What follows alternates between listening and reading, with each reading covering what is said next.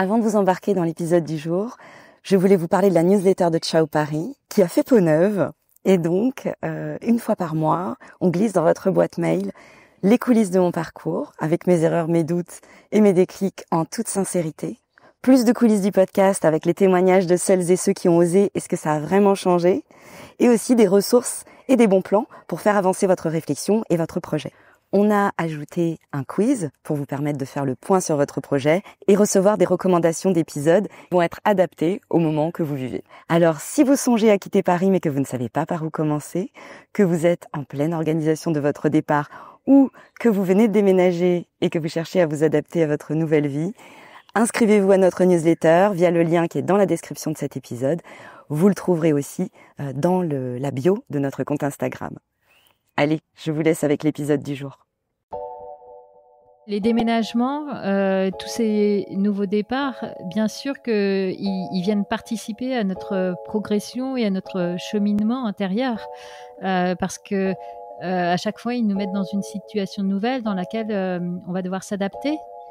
Et à chaque fois, ils vont nous faire découvrir une nouvelle facette de nous-mêmes. Donc, c'est pas rien, un déménagement, en fait. C'est pas juste des cartons que tu trimbales. C'est ta vie que tu remets à chaque fois aussi un peu à zéro. Bonjour à toutes et à tous. On est vraiment ravis avec Anna de vous retrouver pour un nouvel épisode de Ciao Paris, le podcast qui booste votre changement de ville et de vie.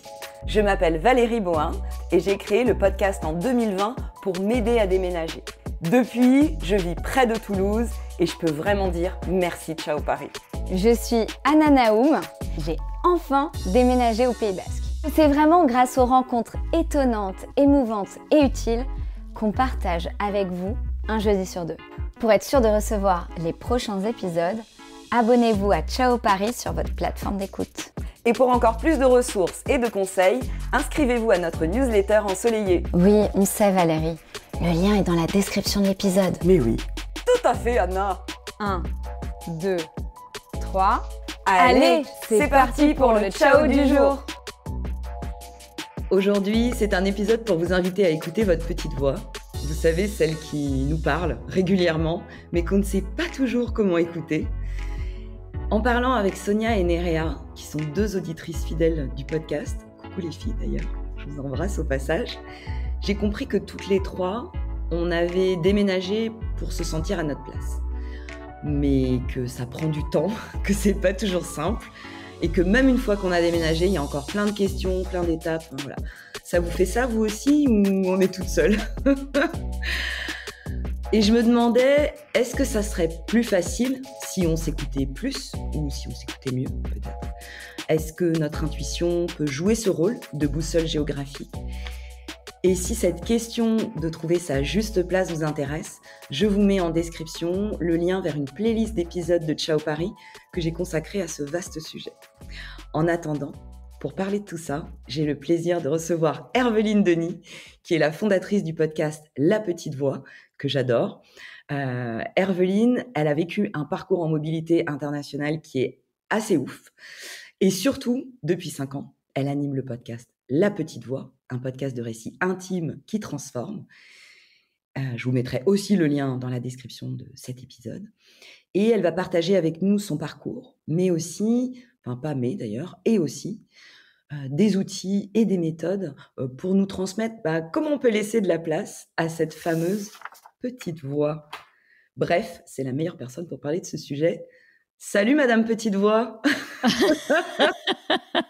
Salut Madame Ciao Paris, salut Valérie. Merci pour cette présentation.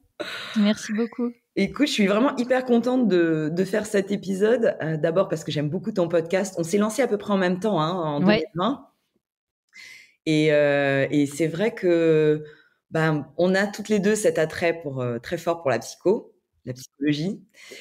Et donc, voilà, moi, j'ai beaucoup aimé écouter toutes ces dernières années là, ton podcast. J'ai beaucoup appris, ça a beaucoup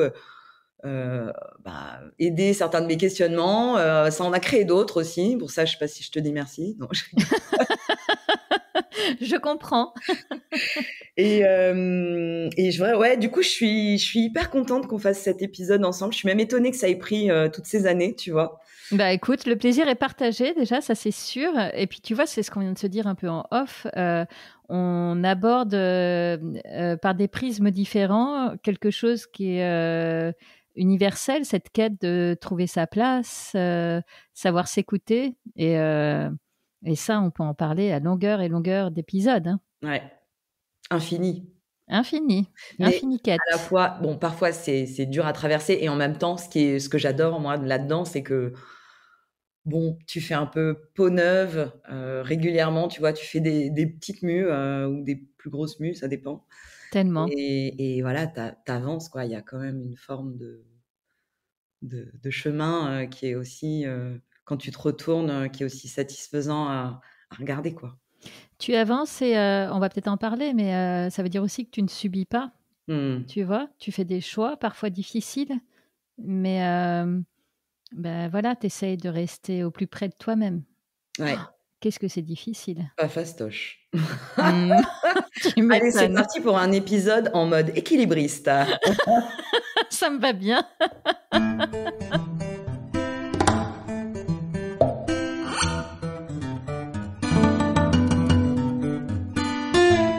Je m'appelle Herveline, j'ai 47 ans. Je suis maman solo de jumeaux, qui vont bientôt avoir 11 ans et dans la vie professionnelle, j'ai 2 casquettes. J'ai ce podcast que tu évoques, La Petite Voix, depuis, 6 ans et puis, j'ai une activité de freelance en marketing digital et je fais et vis tout ça, dans un coin magnifique qui s'appelle le Beaujolais, donc quelque part, entre Lyon, et Mâcon, en tout cas, dans le calme et au milieu des vignes. Je suis dans un village, je crois qu'on est, 1 200 habitants. Ouais, toi aussi, tu es en mode, restreint. C'est très restreint et c'est parfait comme ça. J'adore, me sentir, loin, de l'agitation, du monde. Mmh. Tu te sens en sécurité à la campagne? Je me sens très préservée, oui. Oui, absolument. Il y a vraiment quelque chose de cet ordre-là.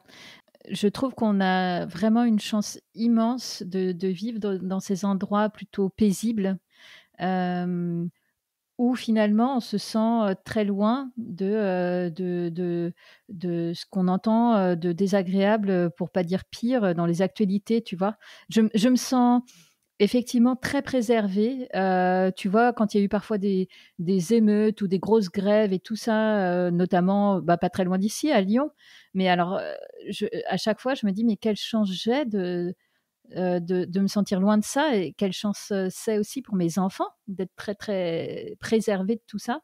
Donc oui, il y a vraiment l'impression d'être, dans un cocon. Tu vois? Pas plus tard qu'il y a 2 jours, le soir, on est allés pique-niquer avec des amis. On était au milieu des vignes, devant une petite chapelle magnifique, on surplombait, les collines et tout ça et tu te dis: «Mais» et c'est quelque chose que je me dis très souvent et que je dis à mes enfants et ça les saoule, mais on vit dans un paysage de carte postale quand même. C'est génial. Oui, oui, moi, c'est ce dont je me rends compte aussi en vivant, à la même un peu à la même échelle que toi, c'est que, tu vois, je me disais, là, il y a pas très longtemps où c'était pas un très bon jour, le fait avoir du beau autour de moi et tout, je me disais: «En fait, c'est vrai que ça change pas, heu, mais il y a rien mon environnement ne rajoute pas un coup de plus sur la tête». Exactement et puis ça adoucit tellement en fait, ça adoucit la vie, tu as raison. Ça nous met pas à l'abri des turpitudes de la vie, clairement, pro, perso, mais tout d'un coup, tu as quand même un écrin, un espèce de cocon accueillant, et doux dans lequel vivre tout ça. Donc oui, tu vois, moi, mon grand truc, c'est d'aller marcher dans les vignes et un jour où ça va pas et beh, tu vas marcher, 1/2 heure, 1 heure, même les jours où ça va d'ailleurs et il y a quelque chose de très ressourçant que, moi, en tout cas, peut-être d'autres oui, mais moi, en tout cas, je trouverais pas en ville, du tout. Tu y es depuis combien de temps, dans le Beaujolais? Heu Depuis 2010. Depuis 2010. J'hésite, mais parce que je pense qu'on va en parler. Entre-temps, il y a eu quelques petites années à l'étranger, mais enfin, installée dans ce village-là depuis 2010. Est-ce que tu veux bien nous raconter, rapidement ton histoire avec Paris et ce qui t'a amené à dire ciao? Alors, mon histoire avec Paris, tu as raison, elle est hyper vieille et vraiment, merci Valérie de me faire un coup de vieux là. Mais en Avec fait, plaisir. euh, en fait, j'ai un parcours assez classique. C'est que moi, j'ai grandi en région nantaise. Et puis, quand j'ai eu mon bac en 98, j'avais envie de faire des études de communication. Il n'y avait pas énormément de choses. Et donc, j'avais aussi, je me rappelle très clairement l'envie de quitter le nid familial. Pour moi, c'était le moment où, après le bac, j'allais partir. Et donc, j'ai trouvé une école de communication à Paris. Et bah voilà, en fait, ça s'est fait comme ça. J'étais très contente de vivre cette expérience-là. Et donc, j'y ai vécu pendant 9 ans non, j'ai dit de 95 à 2004. Donc, j'y ai vécu mes années étudiantes et puis ensuite mes premières années de vie professionnelle. Je faisais partie de ces gens qui prenaient le RER pour aller à la Défense. Tu vois, ça me semble lunaire aujourd'hui quand je te raconte ça. Je bossais au, je sais plus, au 21e étage d'une des tours, là. En vrai, maintenant, je te raconte ça, je me rends compte à quel point c'était tellement contre nature. Tu vois, je viens de te raconter à quel point mon kiff, c'est de marcher les pieds dans l'herbe et au milieu des vignes. Ben, je me rendais pas compte à l'époque, mais c'était contre nature. Et pour autant, quand tu as une vingtaine d'années, vivre à Paris, c'est quand même génial. Donc, j'y ai beaucoup fait la fête. Malheureusement, en fait, j'ai peu profité de l'aspect culturel de Paris. C'était pas ce que je voyais le plus. Mais en revanche, j'avais un bon groupe d'amis avec, voilà, c'était joyeux et plutôt festif.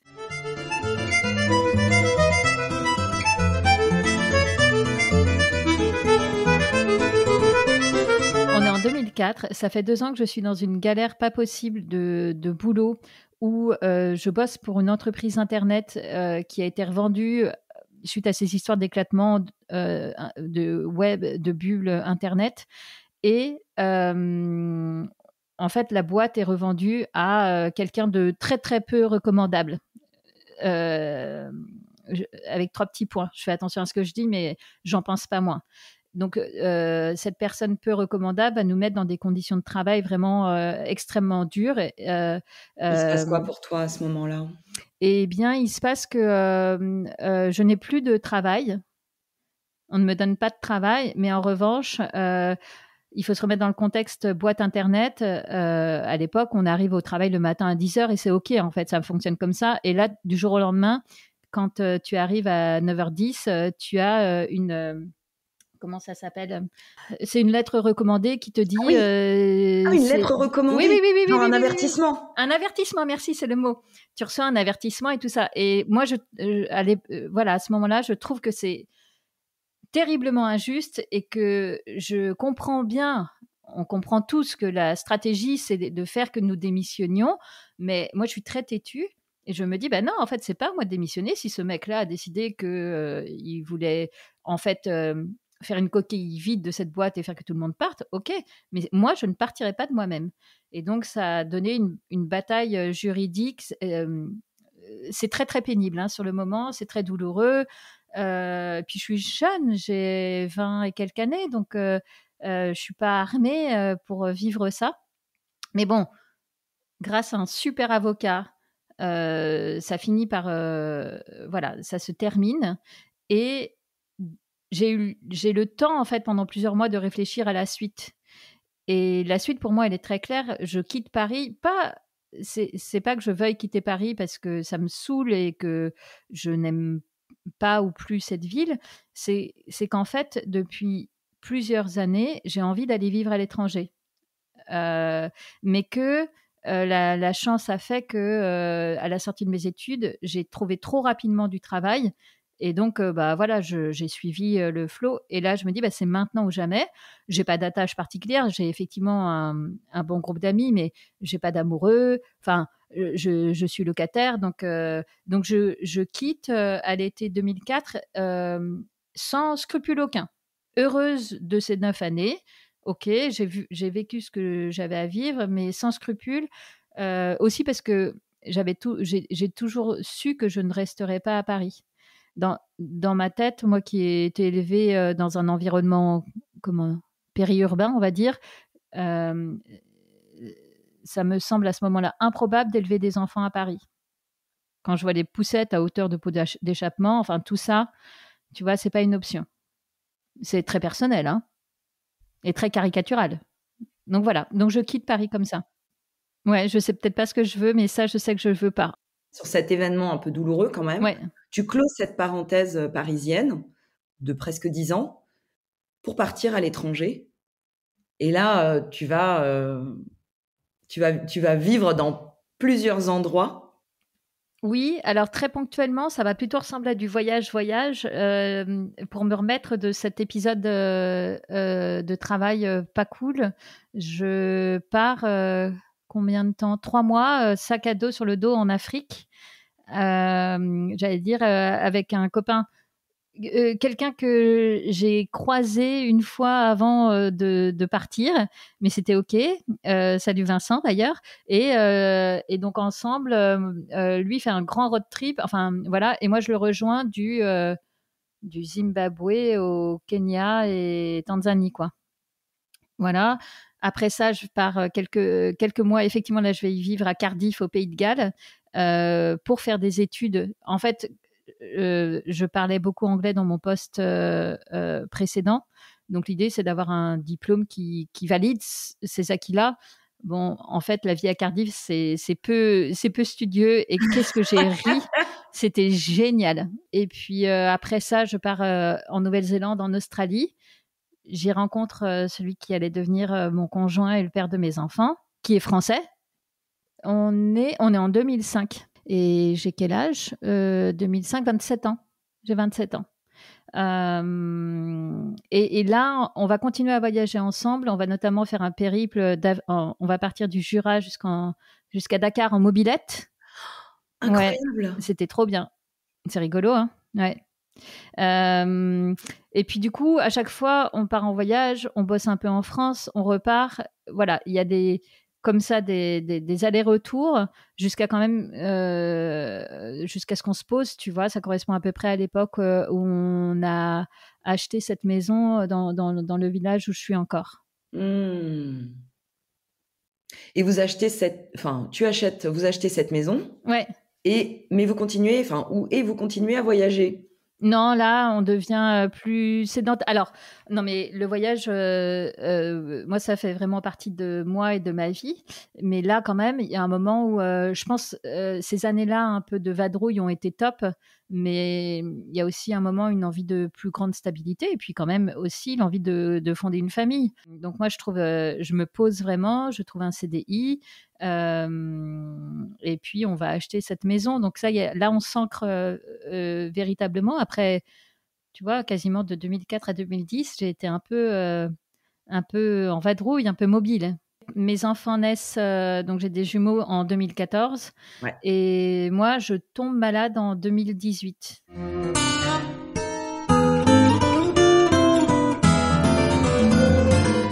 On a toujours eu le projet de s'expatrier. Ah. Donc même quand on achète ici, qu'on s'installe, on sait qu'un jour on partira. On ne sait pas quand, il faut que le moment... On n'est pas pressé, mais on sait qu'un jour on partira. Et il y a des priorités. En l'occurrence, fonder une famille en est une. Donc, c'était pas le moment, mais en tout cas, c'était là. Et puis, l'idée de partir en Nouvelle-Zélande était aussi très présente. Donc voilà, c'était présent. Je pense qu'on en parlait avec notre entourage. C'était acté qu'un jour on partirait. Et puis, au moment où on commence à y réfléchir plus sérieusement, les enfants ont 3 ans et demi. On se dit, oh, ça peut commencer à être le bon moment. Et donc, on se dit, on fait un check-up médical, mais vraiment rien, quoi. Enfin, on s'assure que tout est OK, mais il n'y a aucune raison. Et en fait, c'est là où moi, à la faveur d'une mammographie, je découvre que j'ai un cancer du sein. Donc, c'était pas prévu, en fait. Ouais. C'est grâce finalement à ce projet d'expatriation que ça va être découvert très tôt. Mais par contre, ça fait que, évidemment, le projet d'expatriation est reporté. Et toute l'année 2018 va être consacrée au traitement, en fait. Je suis opérée 2 fois. Après, j'ai de la chimiothérapie. Après, j'ai des rayons. Donc voilà, c'est une parenthèse exceptionnelle, on va dire, dans une vie qui est à la fois une parenthèse très douloureuse, il y a eu des moments de grande peur, de grande angoisse. Et c'est aussi une grande et belle année. C'est très paradoxal, hein, c'est bizarre de le dire comme ça, mais pour moi, ça a été une année de gros reset et j'écoute ma petite voix. Ah ouais? Eh ben oui.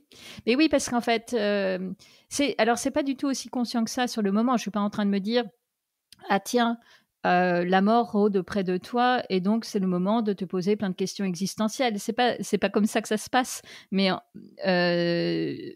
la finalité, c'est celle-ci, tu vois? Ouais. Hem Et donc moi, je me dis: «Oh bah, ça va en fait, c'est ça la durée des traitements et puis après ma vie reprend normalement». Bon, pas du tout. Mmh. Bah, c'est-à-dire qu'en fait, je pensais vraiment que le cancer était un passage, particulier dans ma vie, un moment un peu spécial, mais qu'ensuite tout allait reprendre, bah, comme avant, en fait, la vie de famille, la vie de couple, la vie professionnelle et en fait, rien de tout ça n'est vrai, je te dis ça, c'était il y a 7 ans maintenant, hein, donc ça a pris du temps à se resetter complètement, mais je pense que j'enfonce des portes ouvertes, mais on ressort pas la même personne de cette expérience-là. En tout cas, pour moi, ça a été le cas. Et donc, ben, si t'es pas la même, ben, tu fais des ajustements nécessaires. Ça va pas se produire tout à fait immédiatement, mais c'est qu'en fait, il y a 2 choses qui vont m'aider pendant les traitements. La première, c'est que j'ai l'idée de créer ce podcast La Petite Voix. Ça c'est tu vois, ça c'est vraiment un des cadeaux du cancer et c'est aussi pourquoi je suis tant attachée à ce projet-là. C'est qu'en fait, en étant malade, j'écoute énormément de podcasts parce que j'ai du temps pour moi et là, je découvre ce format qui était pas encore très populaire en 2018 et j'adore ça, mais vraiment j'adore et il y a ça et de l'autre côté, en parallèle des traitements classiques que j'ai suivis comme une très bonne élève, j'ai aussi, côtoyé beaucoup de thérapeutes, alternatifs parce que j'avais besoin de cette aide-là, émotionnelle, psychologique pour avancer et je me rends compte qu'en fait, ces gens-là sont, hyper intéressants, qu'ils ont des parcours de vie, heu parfois très touchants. Enfin, c'est pas des gens qui sont livrés sages dès le départ comme j'aurais pu penser. Et au contraire, ils sont eux-mêmes passés par des épreuves. Et donc, je sais pas, un jour, il y a un mix qui se fait entre ce que j'ai vécu, ce que je vis avec ces thérapeutes et puis le fait d'écouter beaucoup de podcasts. Et il s'impose à moi l'idée de faire un podcast.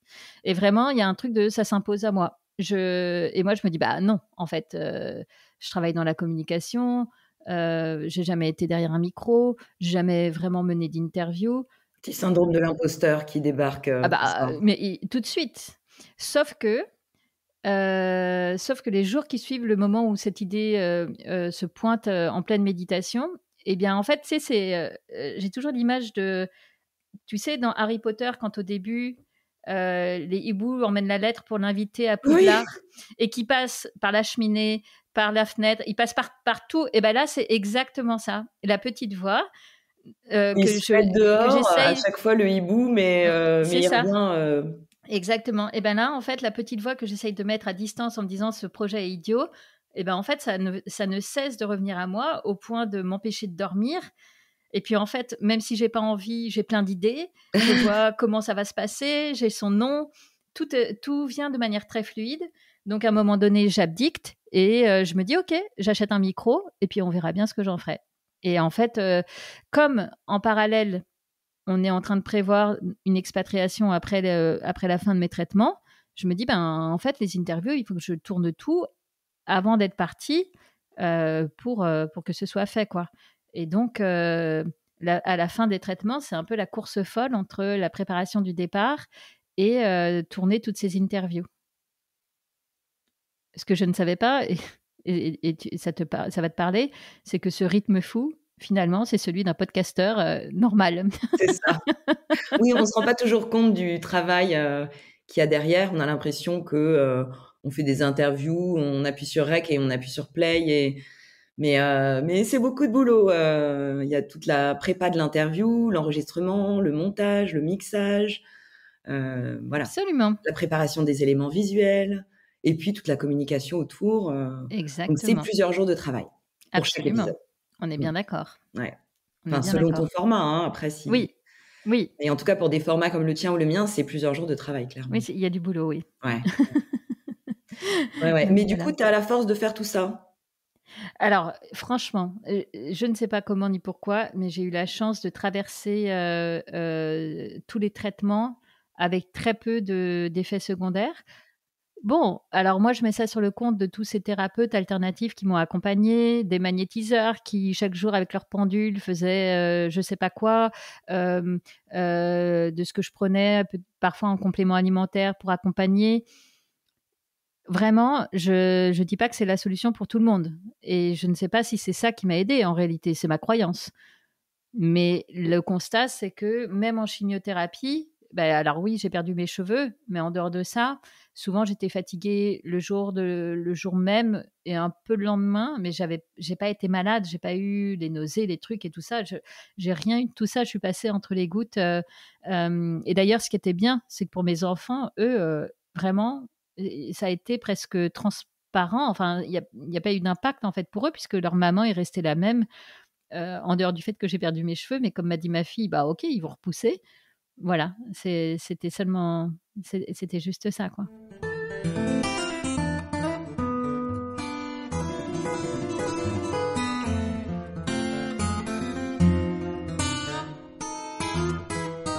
Tu te racontais très bien là tout à l'heure comment ton intuition, elle est venue toquer à la porte, tu l'as pas laissée rentrer, elle est passée par la fenêtre, tu l'as pas laissée rentrer, elle est passée par la cheminée, enfin, donc là, c'était vraiment très fort.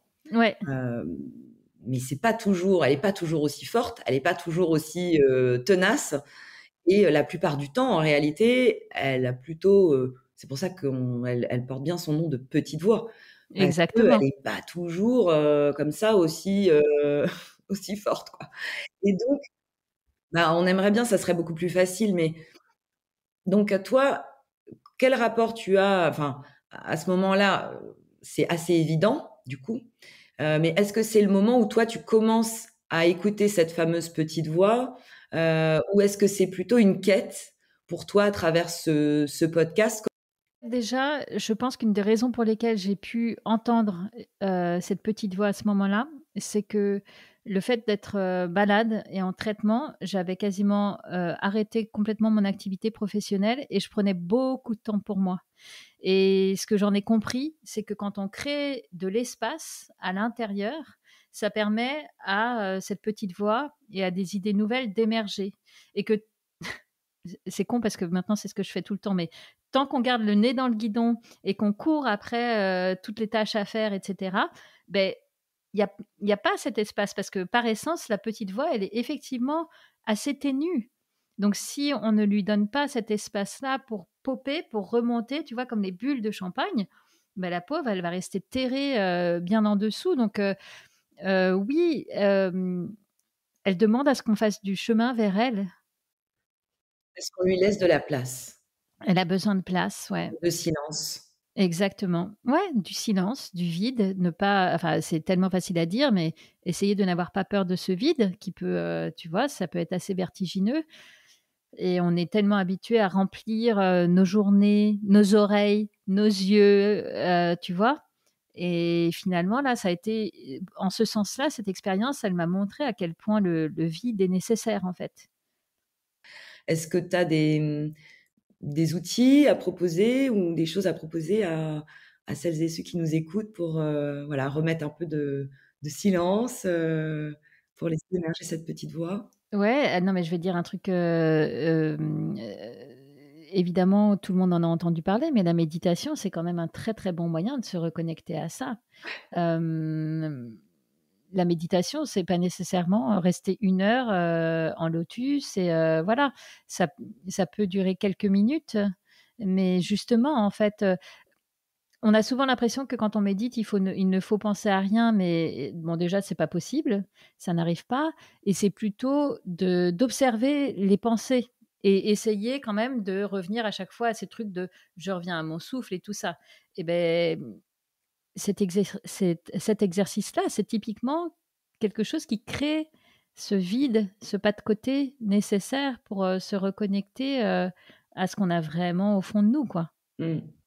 Donc de s'asseoir, sans rien Ouais, de s'asseoir et sans juste rien. de se placer en observateur, de son souffle, de se connecter à son souffle et puis bah, voilà, parfois les pensées vont arriver et de pas les attraper, juste de les laisser passer quoi, comme J'aime beaucoup ce que tu dis, c'est effectivement cette notion-là d'observation. C'est exactement ça. Donc c'est pas de se dire, «Je pense à rien, je pense à rien, je pense à rien», mais plutôt de se dire: «Ah tiens, qu'est-ce qui m'habite là, à l'instant T?» Et juste, ça c'est un truc aussi que la maladie m'a appris, de se reconnecter aux sensations qu'on a dans son corps, en fait. Comment c'est dans mon corps là tout de suite? Où est-ce qu'il y a des tensions? Où est-ce que, c'est plutôt détendu? Et sans jugement, en fait. C'est OK, bah, de toute façon, on a tous des tensions quelque part et cetera. C'est pas L'idée n'est pas d'aller réparer, mais juste, de constater ce qui est là, à l'instant T. sans essayer de dénouer les tensions absolument, Non! ouais. On le dit beaucoup, c'est difficile ça, de se détacher d'un objectif et de la performance. Mais s'il y a bien un exercice qui nous invite à autre chose que de la performance, c'est la méditation, en fait.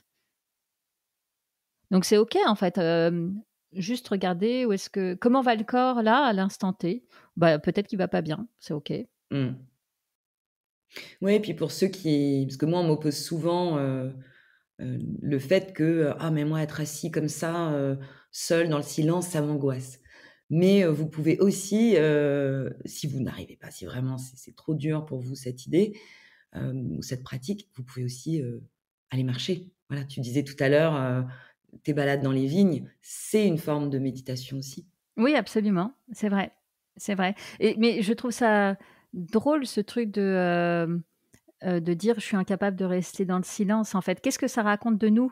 Je dis «nous» parce que moi, la première, tu vois, j'ai tendance à moi, je pense que tu connais ça, toujours un podcast, qui tourne ou de la musique. Enfin, on a tendance à meubler. Ouais, Qu'est-ce que ça raconte de nous, ce truc on a peur d'être face à nous-mêmes? C'est étrange, en fait, hein? ouais. Oui, mais elle peut faire peur cette petite Bien voix sûr. parce Oui, qu'on bah, la connaît pas. mais tellement. C'est surtout Mmh. qu'en fait, cette petite voix, quand on l'appelle comme ça, c'est tout joli, tout mignon. Mais en fait, elle est raide parfois, hein, parce qu'elle nous souffle des trucs qu'on n'a pas envie d'entendre. Enfin, tu es bien placé pour le savoir quand elle te dit, «Lâche ta vie à Paris et maintenant bouge-toi». Bah, tu as envie de lui dire: «Bah, en fait, non, quoi». Elle nous met dans des situations, tu vois, c'est comme si elle était très, heu, elle veut notre bien, elle est bienveillante, mais par contre, elle nous laisse pas tranquilles, en fait. Mmh. Elle nous met face à nous-mêmes, quoi, et donc elle nous souffle pas que des trucs qu'on a envie d'entendre. Oui, puis parfois on peut être un peu dans le déni ou voiler certains aspects et effectivement, elle va venir nous le mettre, sous le nez, quoi. Mais c'est exactement ça. Une Donc fois que elle tu vient passes le nez, gratter. bah, tu es obligé de le prendre en compte et de Exactement. Ouais, c'est ça, elle vient gratter là où tu as pas envie, de gratter, quoi.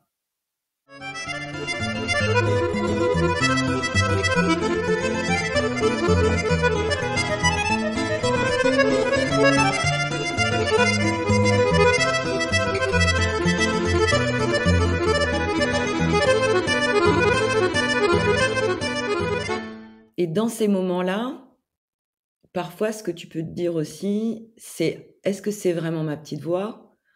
Ou est-ce que c'est,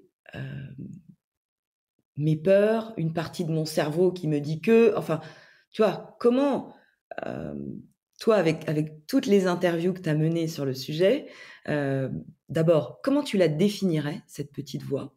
Et comment tu la reconnais? Ah, c'est hyper, Allez, la beh, question à 100 000 Blanche. ouais, ouais, ah, merci. Je vais reprendre un café avant et je reviens après. Hem, Veuillez patienter, Herveline réfléchit. J'aime bien, ouais. On va le faire comme ça. Je fais une petite musique. Notre petite voix, c'est comme notre essence la plus pure,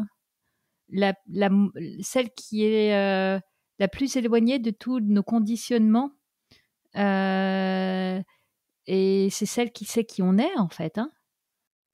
Comment tu la différencies d'une autre voix qui pourrait être celle de la peur ou de certains conditionnements? Alors là, tu vois, en fait, tu as tout dit parce que quand tu me demandes, comment savoir si c'est la petite voix ou pas qui nous parle, j'ai une amie coach, Virginie Mathieu, qui, un jour m'a dit un truc, que je trouve hyper efficace, c'est face à quelque chose où tu doutes, par exemple, est-ce que c'est ta petite voix ou pas?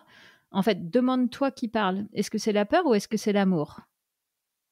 Eh ben, je trouve que si tu poses des choses comme ça, tu auras déjà quasiment toute ta réponse, en fait. Tu C'est l'as vrai. fait, toi? Tu peux nous raconter un moment où tu l'as fait et comment tu as réussi à démêler Ben, tu vois, si je reprends l'idée de l'expatriation, qui est quand même, enfin, quand on est parti en Nouvelle-Zélande avec les enfants sous le bras, juste avec un visa touristique de 3 mois, ben, tu peux te dire que c'est quand même pas très malin, quoi. Est-ce que vraiment tu quittes cette vie confortable dans une jolie maison, dans notre village où on est bien, pour aller au bout du monde, t'éloigner de ta famille, sans job? de ton job, embarquer tes gamins là-dedans, qui eux, à 3 ans et demi ou à 4 ans et demi, n'ont rien demandé. Et bah voilà, qu'est-ce qui fait que tu n'y vas pas? Est-ce que c'est parce que tu as peur et que justement tu as toutes ces questions-là qui te viennent? Ou est-ce que c'est l'amour qui te parle? Ou si on veut faire un peu moins cucu, on peut dire un élan de vie, quoi. Tu vois? Bon, bah si c'est l'élan, et bah ok, on sait pas, effectivement, le projet a l'air un peu chaotique. Peut-être que ça va à contre-courant de ce qu'il faudrait faire, mais si c'est profondément cet élan-là qui te parle, eh ben, fais. Donc, écouter sa petite voix, c'est pas ne pas avoir peur, hein. Au contraire, hein. Franchement, c'est avoir, c'est vraiment avoir souvent très peur, tu vois. Mais par contre, tu y vas. Hmm. J'ai peur, mais j'y vais. Exact. J'y vais, mais j'ai peur, c'est ça. Comme Josiane Balasco, c'est exactement ça. J'y vais, mais j'ai peur. La neige, elle est trop molle. En Nouvelle-Zélande. Hein. Il y en a, un peu. Et à ce moment-là, est-ce qu'il y a peut-être des signaux physiques, tu vois, si là, on est vraiment sur ton intuition que tu suis comme boussole géographique quelque part. Est-ce que quand tu arrives en Nouvelle-Zélande, t'as su que c'était le bon endroit ou est-ce que tu as encore des questions? Est-ce qu'il y a des signaux physiques, émotionnels que tu as sentis et qui t'ont fait dire, OK, allez, je sais pas trop, mais j'y vais, quoi, je continue.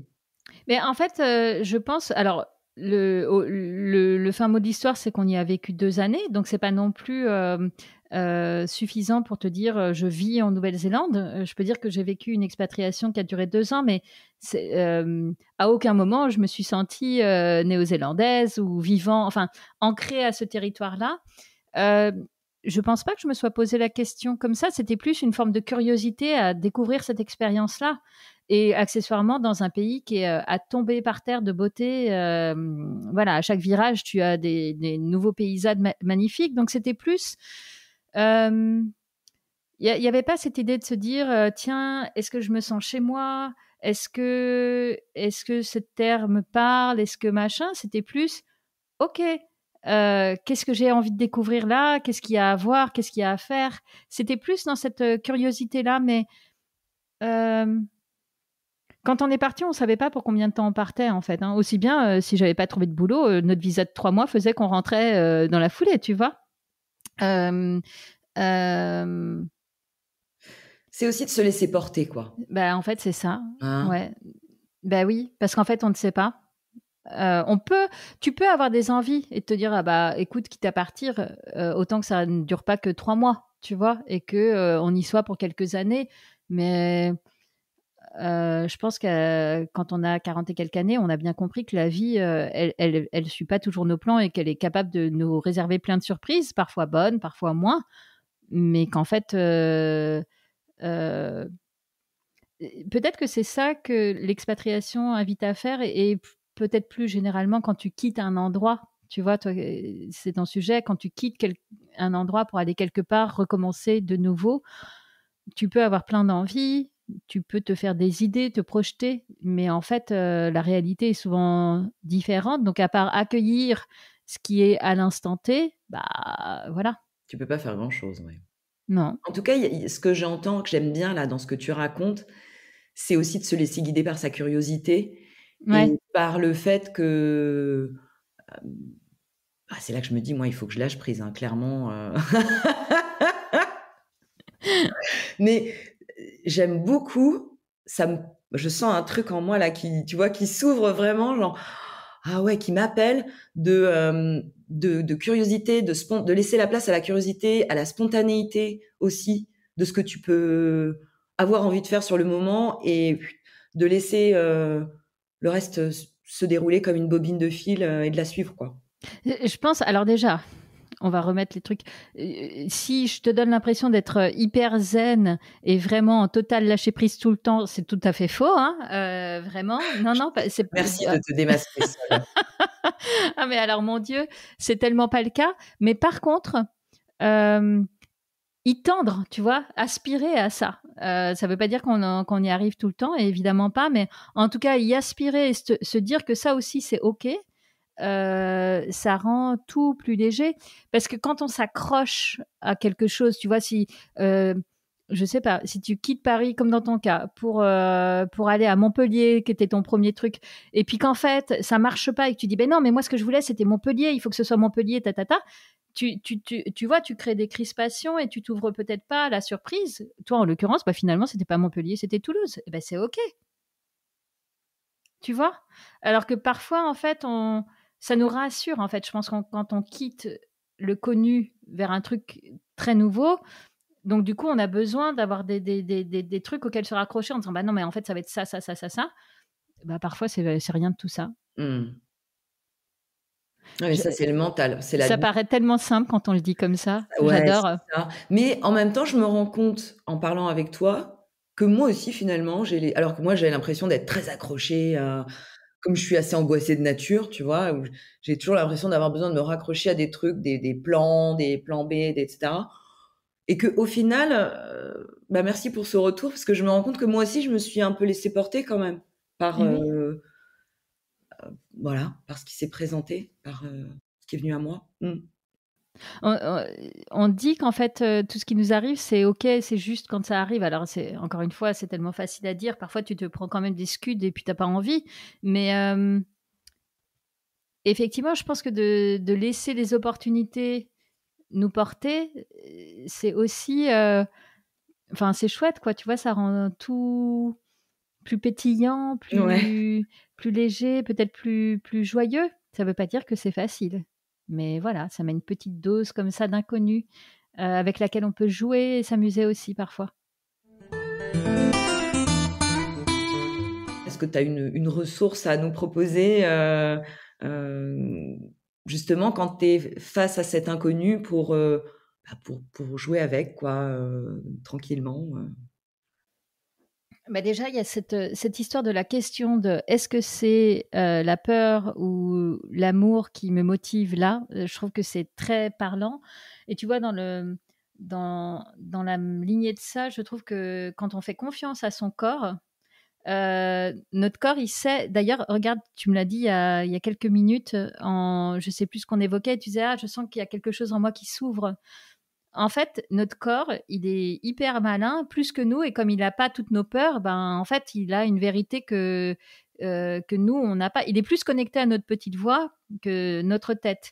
Et donc, je sais pas, reprenant l'exemple de Ciao Paris, si tu vis à Paris, mais que tu te questionnes, qu'est-ce qui est OK, qu'est-ce qui est pas OK, projette-toi dans 5 ans en vivant à Paris, et qu'est-ce qui te dit ton corps, tu vois, s'il se crispe, bah, peut-être que c'est pas OK. Si en revanche, tu sens qu'il y a un truc qui se détend, peut-être que tu vois, notre corps est souvent un bon indicateur, encore une fois, parce qu'il a pas nos filtres mentaux, quoi. ouais, donc de lui Hem, accorder du crédit à ce ressenti.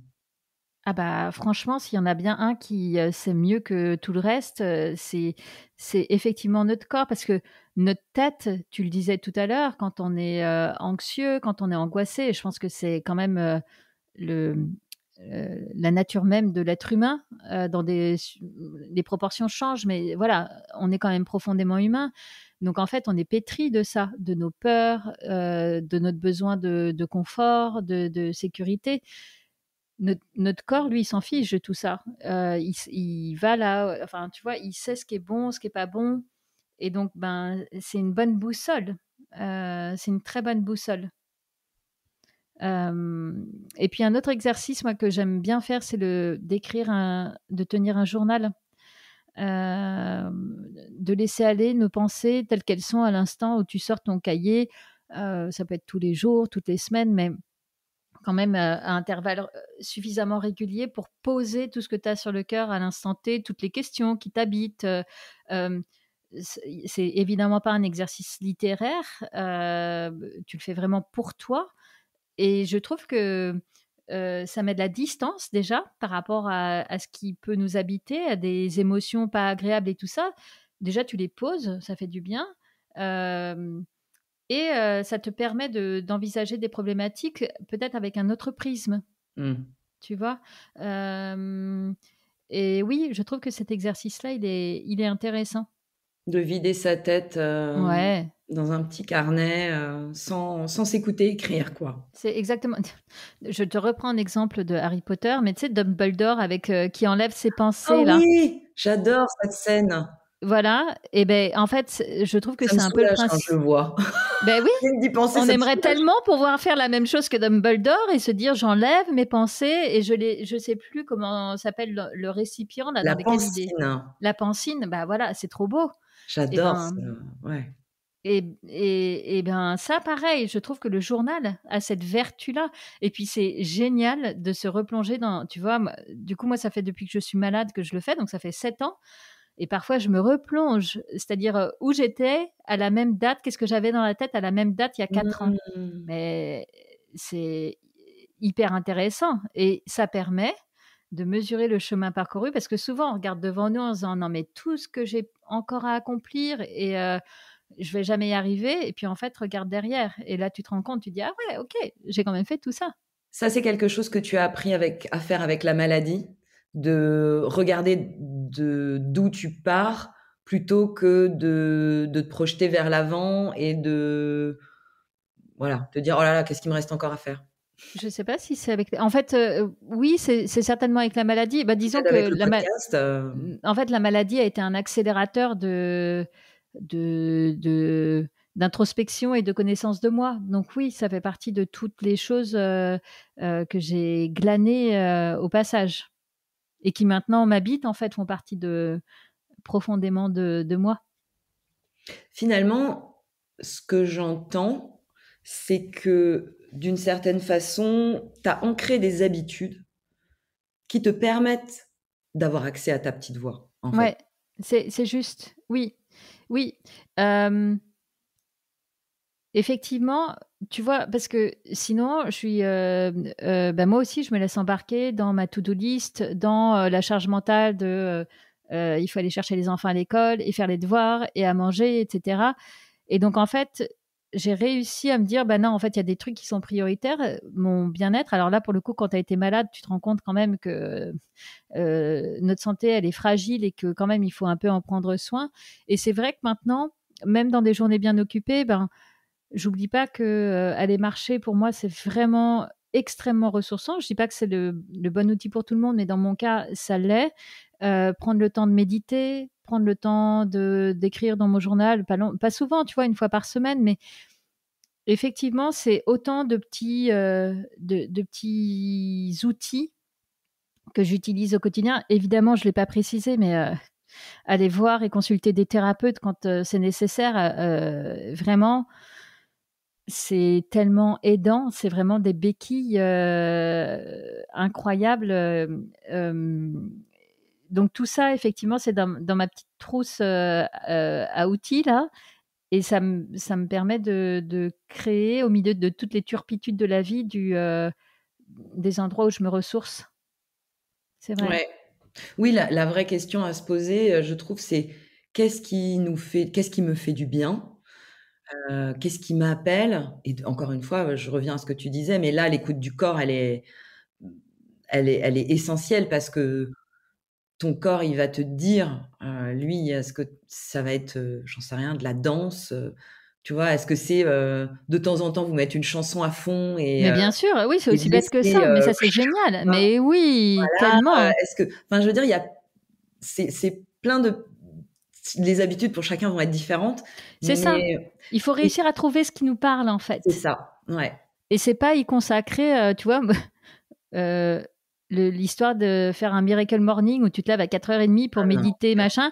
Tu sais quoi, j'ai essayé à une époque, mais je pense que ça a duré 3 jours. Je supporte pas. Faut faire attention aussi à tout ce truc des injonctions à aller bien et à faire ceci, à faire cela. On compose, hein, vraiment, on compose, et puis il y a des jours où on fait bien, et puis il y a des jours où on n'a pas envie, on fait moins bien. Bah, c'est OK aussi, en fait. Mmh. Ouais, j'y pensais tout à l'heure quand tu parlais, t'évoquais là dans, le fait de faire la différence entre, tu vois, tu disais: «Oui, il y a les peurs, les angoisses et cetera», et je me disais: «Il y a aussi finalement, cette quête de sens Ouais, dans laquelle on est tous et oui, qui est une forme d'injonction». tellement. Il y a une injonction à l'engagement, il y a une injonction, voilà, à performer en fait dans la quête de sens, dans Ouais, c'est chiant, hein? ah putain! Non, je suis d'accord Non, mais avec je trouve toi. qu'il faut vraiment être conscient de ça Ouais. pour faire gaffe aussi, enfin en tout cas moi c'est un point de vigilance pour moi. J'y fais vraiment gaffe quoi, mmh, Ça me parle. Ouais, je trouve que, et notamment les réseaux sociaux, alimentent beaucoup ça, et et tu vois, moi, bien sûr, tous ces sujets-là, et toi, c'est pareil, ça nous parle, bien sûr. On fait pas les podcasts qu'on fait si ça nous touche pas en partie, mais en fait, à côté, il y a la vraie vie qui continue, et franchement, aller boire l'apéro avec des copains, ouais. rire, bêtement, autour, je sais pas, d'une partie de Rumicube, aller danser. Enfin, c'est des choses aussi qui font du bien. Alors certes, c'est peut-être pas de la grande littérature, spirituelle, mais c'est hyper aussi important, et Tout ne doit pas avoir du sens, tout ne doit pas avoir une mmh, utilité, tout ne doit pas avoir un objectif, tellement. ni être normé, tu vois, en étapes, en méthode, en lâchons-nous un peu la grappe quoi, juste. Oui, et en fait, ça fait partie aussi, je trouve, du job, quoi. Ouais. Parce que sinon, ben, en fait, on s'oublie à faire, tout ce qu'on attend de nous dans le développement personnel. Bah, en fait, tu le fais de manière automatique. Ça n'a plus grand sens, paradoxalement, alors que ouais, bah, c'est toujours la même chose, se reconnecter à soi. De quoi j'ai envie vraiment là? Est-ce que j'ai envie de prendre l'apéro et de boire des coups avec des copains, ou est-ce que je me fais une soirée de méditation? Les 2 sont OK. C'est vrai, les 2 sont sympas, non?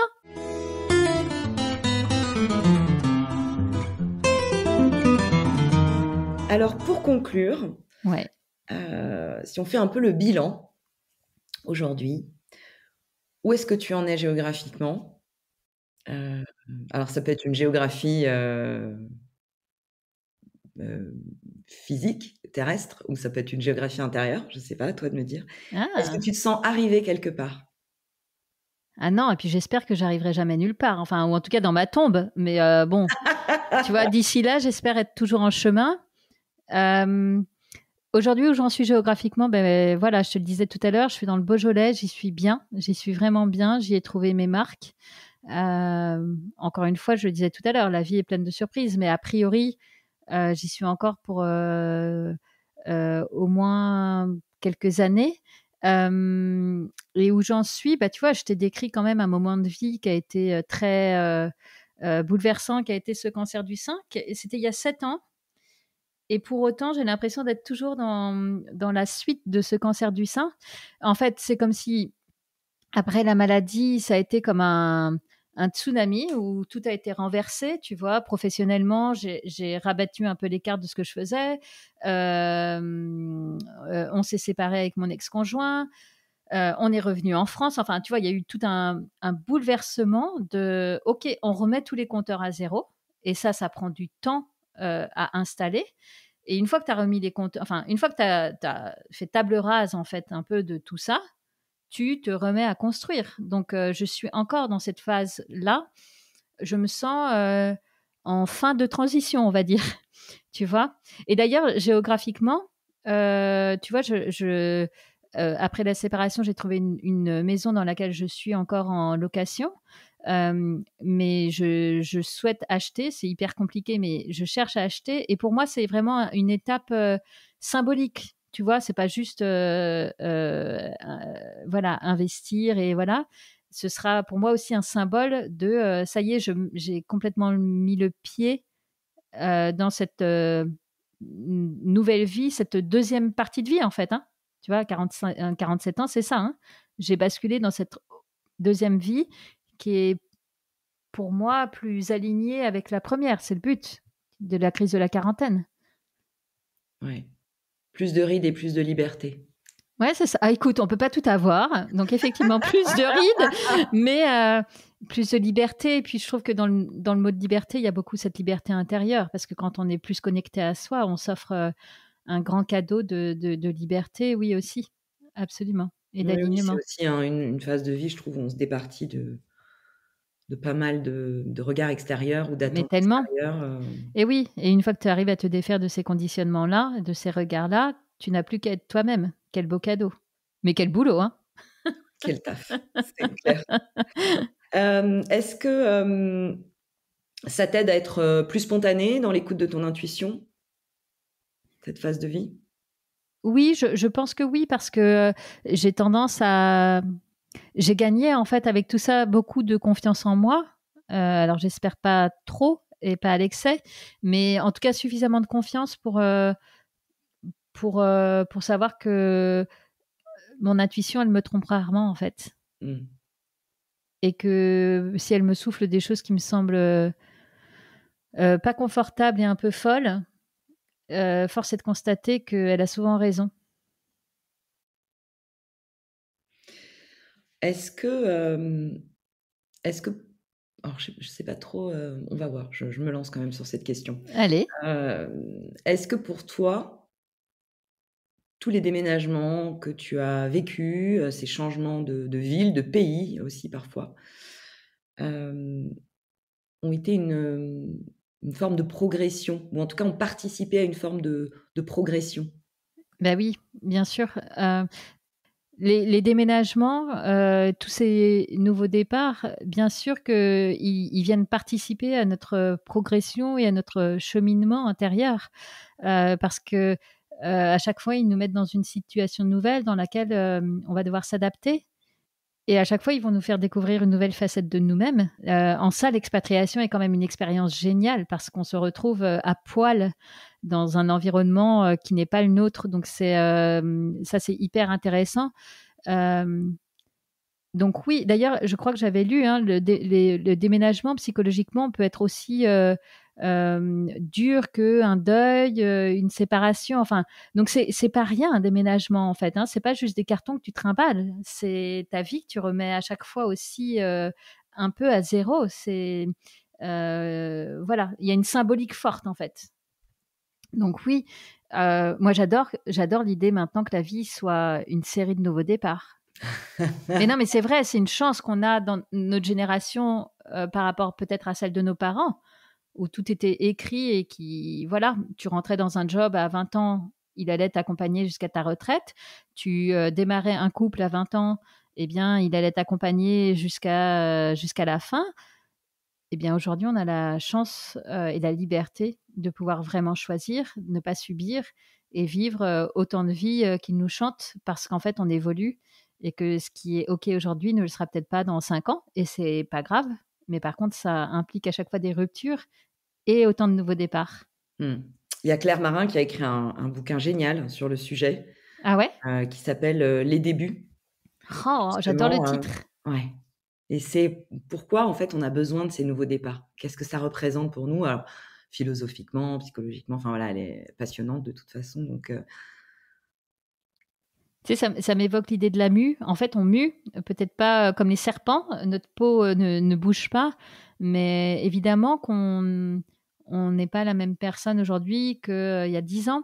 Et bah, soit on s'attache à notre confort et vraiment on veut rien changer. Et pourquoi pas, en fait, c'est aussi possible, mais on a aussi la liberté de se dire, OK, dans cette nouvelle peau-là, quelle vie je crée autour de moi pour que ça corresponde à la personne que je suis à l'instant T.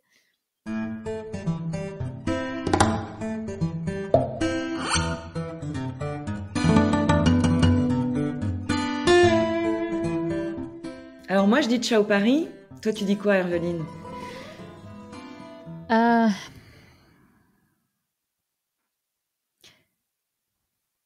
J'aurais dû la préparer. Hein. Qu'est-ce que je dis? Pas Écoute, ciao Paris. Elle te dira ce qu'il faut dire. Ouais. Moi, j'ai envie de dire vive les nouveaux départs, quoi. Parce que c'est angoissant, hein, bien sûr. Mais se dire qu'on a une page blanche devant soi et que tout est possible, c'est quand même un cadeau immense. Oui, et puis en plus, on a tendance comme ça à imaginer que derrière la page blanche, c'est une sorte de rien ou de vide. Mais non, on recommence avec ce qu'on est, avec ce qu'on a déjà vécu, avec ce qu'on a déjà d'expérience, de maturité, d'apprentissage. Tu as raison, c'est pas tourner le dos. Tu vois, on n'est pas obligé de tourner le dos et de renier tout ce qu'on a vécu avant, parce qu'au contraire, toutes ces expériences font la personne qu'on est à l'instant T. Et on est riche de ça, même des moments plus rudes. Mais ça nous constitue, ça fait la personne qu'on est. Donc on vient avec ce bagage-là et c'est OK. Et ça fait qu'on est prêt à écrire quelque chose de nouveau aussi avec ces armes-là. Et alors, rapidement, juste pour conclure, mais c'est vrai que moi, ce que je retiens un peu des outils que tu nous as donnés, voilà, il y avait quand même, pour différencier la voix de la peur de l'intuition, il y avait cette question de est-ce que c'est de la peur ou est-ce que c'est de l'amour? Est-ce qu'à l'intérieur de moi, il y a quelque chose qui se ferme ou est-ce qu'il y a quelque chose qui s'ouvre physiquement? Ça, j'ai trouvé ça super simple et en même temps très fort. Enfin, tu vois, très efficace. Que sur la prise de décision, tu renvoies au corps. Tu dis que lui, c'est celui qui est le plus connecté à notre petite voix et que là aussi, encore une fois, voilà, d'écouter son corps, de mettre du rien, des pauses méditatives, de laisser ce flot de pensée arriver sans le subir, mais peut-être avec le journaling ou d'autres outils. Hein. On peut aussi il y a plein d'outils. Si vous n'aimez pas écrire, vous pouvez aussi peut-être vous enregistrer avec des notes vocales dans votre téléphone, mais en tout cas de vider sa tête, quoi. La pensine de Dumbledore, comme tu l'évoquais.